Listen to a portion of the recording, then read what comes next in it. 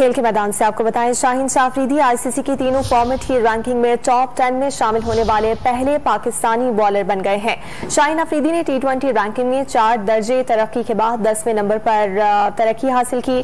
Fast bowler one day ranking में 7वीं, जबकि test bowlers की रैंकिंग में 4थे नंबर पर है। शाहीन शाह अफरीदी आईसीसी की तीनों फॉर्मेट की रैंकिंग में टॉप 10 में शामिल होने वाले पहले पाकिस्तानी बॉलर बन गए हैं। शाहीन अफरीदी ने टी20 रैंकिंग में 4 दर्जे तरक्की के बाद 10वें नंबर पर तरक्की हासिल की।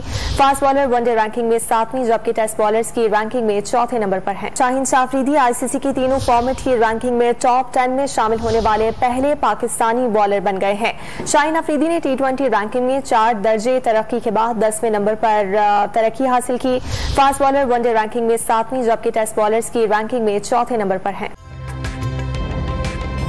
ताज़ा तरीन वीडियोस के लिए हमारा YouTube चैनल सब्सक्राइब करके बेल आइकन प्रेस करिए ताकि आपको मिले हर अपडेट सबसे पहले।